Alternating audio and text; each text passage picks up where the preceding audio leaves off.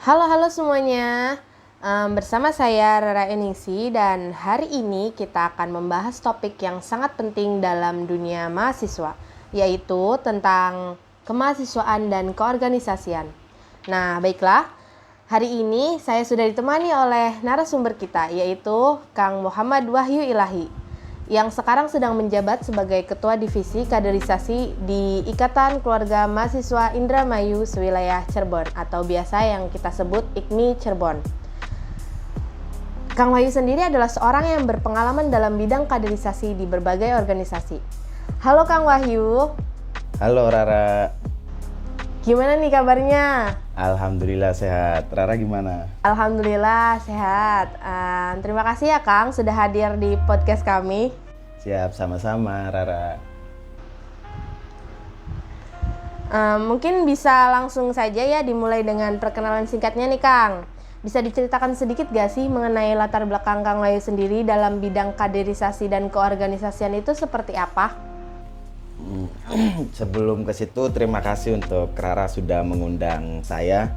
Saya sangat senang bisa berbagi pengalaman dan pengetahuan tentang kaderisasi dengan teman-teman pendengar. Berbicara pengalaman singkat, saya memulai terlibat di dalam organisasi sejak tahun pertama saya kuliah. Berbagai posisi sudah pernah saya jalani, mulai dari anggota biasa hingga menjadi ketua divisi kaderisasi. Dan lebih di tahun sekarang saya diamanahi oleh ketua umum dan teman-teman menjadi ketua divisi kaderisasi.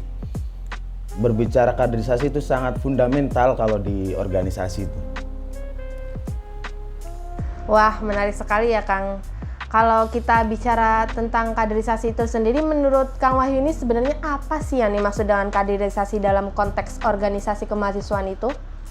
Jadi kaderisasi itu adalah proses pembinaan dan pengembangan sumber daya manusia dalam organisasi, khususnya di dunia kemahasiswaan maupun di luar kemahasiswaan. Kaderisasi bertujuan untuk menciptakan kader-kader yang memiliki kemampuan kepemimpinan, soft skill, serta pemahaman nilai-nilai organisasi yang kuat. Jadi intinya dalam kaderisasi itu menciptakan regenerasi kepemimpinan, maupun itu memimpin dirinya sendiri atau bahkan memimpin sebuah organisasi.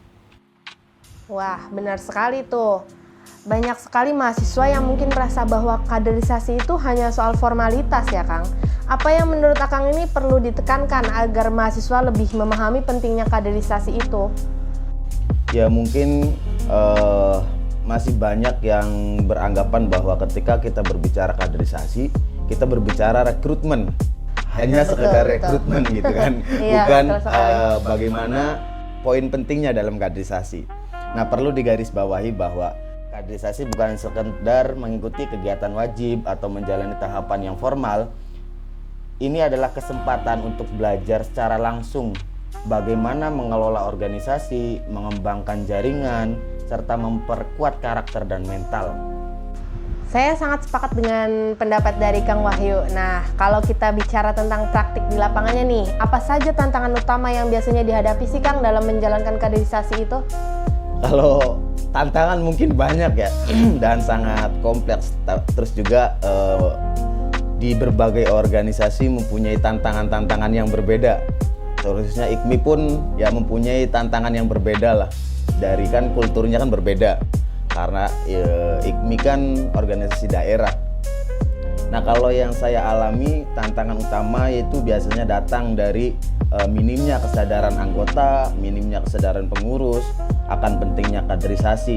Mereka mungkin menganggap kegiatan-kegiatan yang ada di dalam organisasi, khususnya pengkaderan, kaderisasi, itu sangat membosankan dan tidak relevan mungkin yang dianggapnya seperti itu.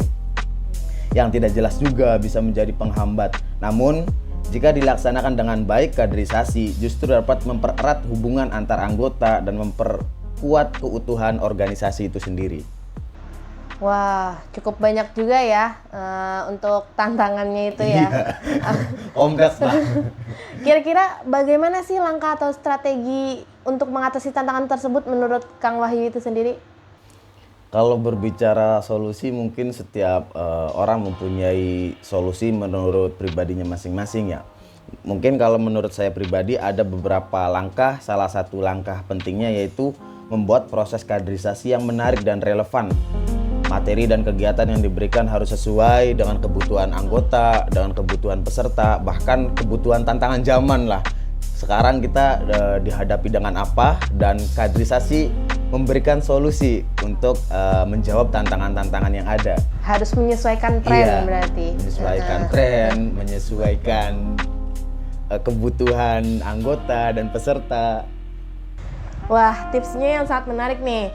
Terakhir nih Kang Wahyu, apa sih pesan yang ingin Kang Wahyu sampaikan kepada para mahasiswa yang mungkin masih ragu untuk aktif dalam organisasi dan mengikuti kaderisasi?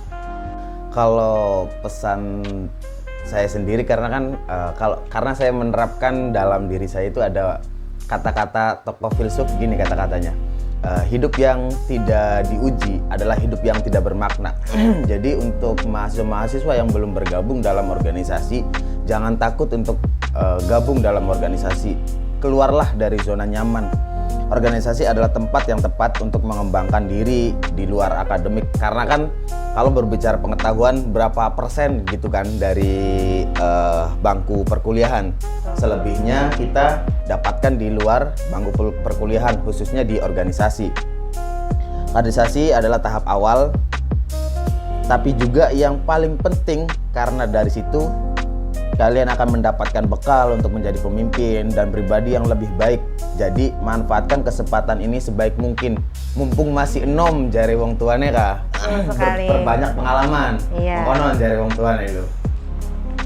Seperti tadi kutipan dari Kang Wahyu, hidup yang tidak diuji adalah hidup yang tidak bermakna. Marilah kita sama-sama keluar dari zona nyaman, mencari pengalaman yang banyak di luar bangku perkuliahan. Betul seperti itu Kang Wahyu? Betul, sangat betul.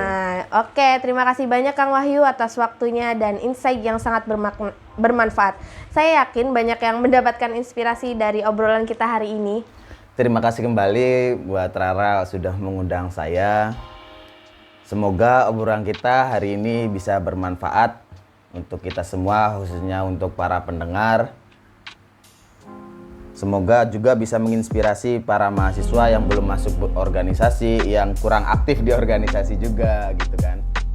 Baiklah teman-teman, itu tadi obrolan kita bersama dengan Kang Wahyu Ilahi. Jangan lupa untuk terus ikuti podcast Lentera Ayu untuk pembahasan menarik lainnya. Sampai jumpa di episode berikutnya. Bye-bye. Bye-bye.